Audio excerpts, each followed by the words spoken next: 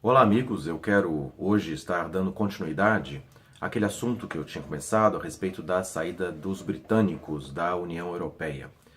Então, houve um plebiscito na Grã-Bretanha e 52% da população optou por essa saída da União Europeia. Isso mesmo também politicamente. Havia já essa decisão porque os britânicos nunca aderiram à moeda única, eles mantiveram com a sua moeda a libra, inclusive mais forte do que o euro, e sempre foram uma potência dentro da Europa. E ainda rejeitavam então essa integração à União Europeia. E agora, em plebiscito, fizeram essa decisão. Claro que é um processo ainda que vai durar em torno de 2 anos para a saída efetiva da Grã-Bretanha, mas exatamente a ação da política que vai ser tomada vai repercutir em outras nações e já vários outros países vão entrar nesse processo de plebiscito e possível decisão também de saída dessa integração.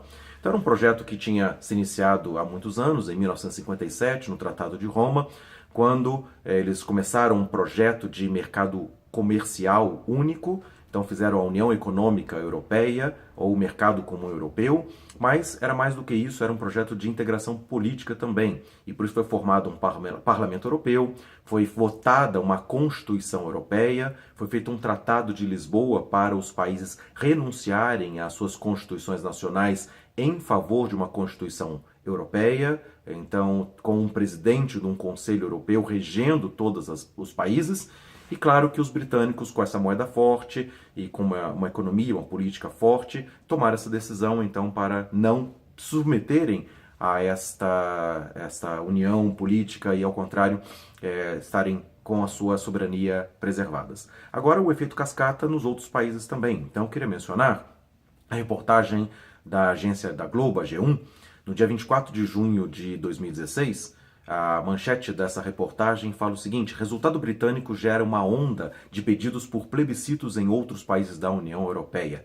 E nessa reportagem cita países como Holanda, Dinamarca, Suécia, Áustria, Itália e França. Então, a exemplo dos britânicos, as outras populações querem também tomar essa decisão, se querem permanecer integradas ou com a sua soberania preservada. Isso estão falando de países que já têm a moeda, o euro, já estão integrados economicamente, já tem quebra de barreiras alfandegárias, já tem realmente um processo efetivo de integração desde 1999. Isso sem falar em outros países menores que não têm o euro e que também têm instabilidade política e econômica e que de repente podem entrar nesse processo de desintegração.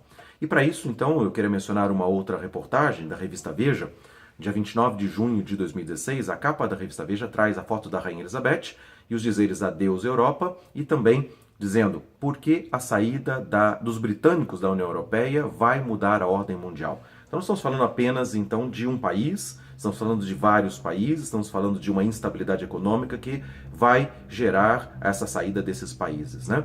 E nessa reportagem da revista Veja, traz um quadro com porcentagens da população de cada um desses países, ou de alguns países da União Europeia, que rejeitam a unificação, que rejeitam a submissão à Constituição Europeia. Então menciona, além do Reino Unido com 52%, a Espanha, 49% da população rejeita a União Europeia. A França, 61% da população. Holanda, 46%. Suécia, 44%. A Itália, 39%. A Grécia, que inclusive passou por um processo de crise, ainda tem uma crise econômica muito severa lá, 71% da população rejeita a União Europeia. Hungria, 37%.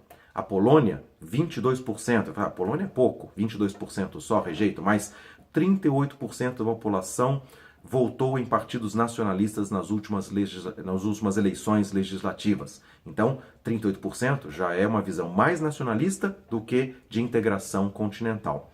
E a Alemanha, que é o carro-chefe da Europa, 48% da população estão rejeitando a União Europeia. Isso porque a Alemanha, como moeda forte, que sempre teve, uma política muito forte também, um país mais avançado do que os vários outros países, né?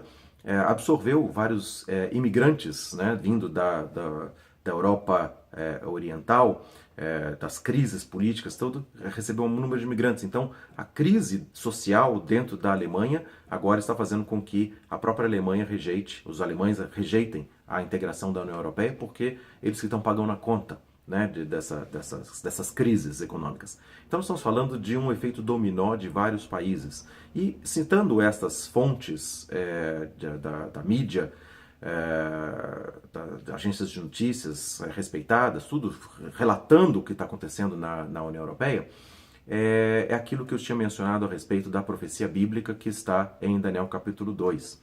Quando Nabucodonosor, o imperador da Babilônia, teve um sonho, e a interpretação desse sonho foi dada por Daniel, no versículo 37 em diante. Daniel cita, né, os impérios mundiais até o último império mundial, que era o Império Romano. Estou falando, claro, de império de dominação mundial. Tiveram outros impérios, né, como o Austro-Húngaro, teve o Império Turco-Otomano, mas não com a dominação abrangência como os países eram dominados anteriormente, né, as nações eram dominadas.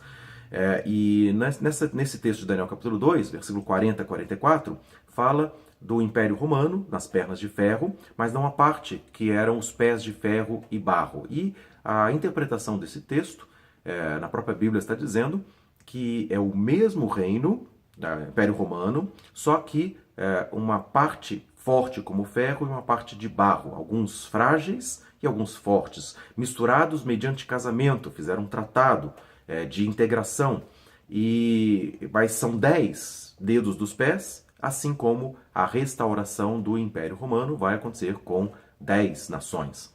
E também eu mencionei a passagem de Daniel capítulo 7, quando Daniel teve sonhos também a respeito dos impérios mundiais, e nos versículos 7 e 8 ele menciona um animal terrível, sobremodo forte, espantoso, que pisava aos pés tudo que vinha à sua frente, e menciona que este animal tinha 10 chifres. E esses 10 chifres, na interpretação, versículos 23 a 25 do capítulo 7 de Daniel, fala que são 10 nações do mesmo reino, 10 reis do mesmo reino.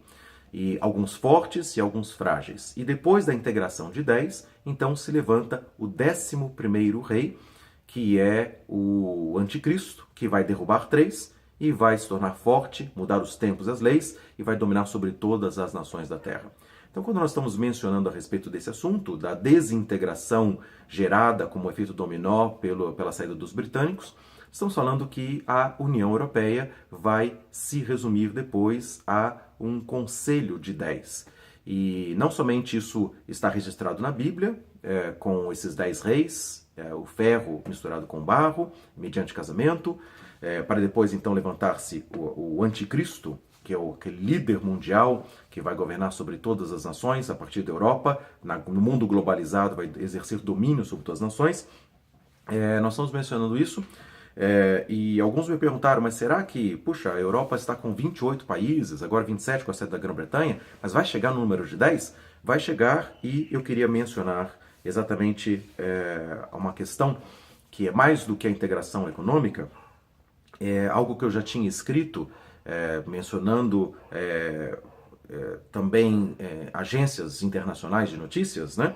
Agências nacionais e internacionais de notícias. Eu escrevi isso em 1989 a respeito desse assunto. E depois publiquei em livro no ano de 2008. Então, este livro que eu queria mencionar para vocês, que eu escrevi, que é o livro chamado A Revelação, o cumprimento das profecias bíblicas, né, no final dos tempos. E eu mencionei fontes de notícias nesse livro aqui, falando a respeito dessa integração da Europa com 10. Primeiro, a Folha de São Paulo, em 28 de novembro de 1990, cita uma reportagem da seguinte maneira, a manchete: parlamentares europeus se reúnem em Roma e debatem união política. Então, um projeto não de união econômica, união política. E a mesma fonte, a Folha de São Paulo, em 1º de novembro de 1993, anuncia na sua manchete: Comunidade Europeia inicia hoje a sua união política. Então, um projeto de união política que vai ter os 10 reis. Mas, por que 10? Né? Pouco tempo depois, a Folha de São Paulo também, 30 de novembro de 1991, cita a manchete da seguinte maneira: França apoia unificação da Europa mesmo sem os britânicos. Isso porque, naquele momento, a Grã-Bretanha já tinha resistência a abrir mão da sua soberania e da sua moeda. Então a França já estava fazendo esse projeto de que a Grã-Bretanha poderia ficar fora. E em 28 de maio de 1992, o presidente da França, segundo a manchete da Folha de São Paulo também, Mitterrand, acena com a Europa com apenas 10. E o texto dessa reportagem diz: o presidente François Mitterrand afirmou que o processo de unificação europeia pode ser realizado com apenas 10 países. A declaração é uma advertência ao Reino Unido, Grã-Bretanha, que se opõe a certos passos do processo, e à Dinamarca, que parece relutante em seguir todas as etapas definidas em dezembro passado, 1991, pelo Tratado de Maastricht, quando eles estavam discutindo, então, esse processo de integração. Também a reportagem da Folha de São Paulo, 27 de março de 1994, diz a seguinte manchete: Reino Unido emperra a expansão da União Europeia. E nesse sentido, em concordância com o presidente francês, o chanceler alemão, na época, Helmut Kohl, fez a mesma proposta. E então, em Folha de São Paulo, 23 de fevereiro de 1993, o chanceler alemão Kohl fala em união sem a Dinamarca e sem o Reino Unido. Então, estou mencionando estas reportagens para dizer que já havia esse processo, né, de desintegração.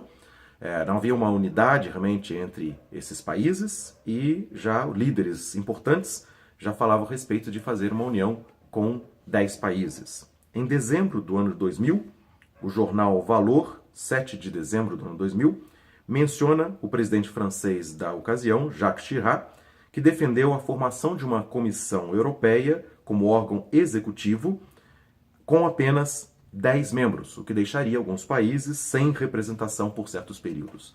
Então são reportagens que estão registradas, falando a respeito desse projeto já de um Conselho Europeu, de um núcleo forte na Europa, com 10. E é o que a palavra bíblica de Daniel capítulo 2 e Daniel capítulo 7 mencionam.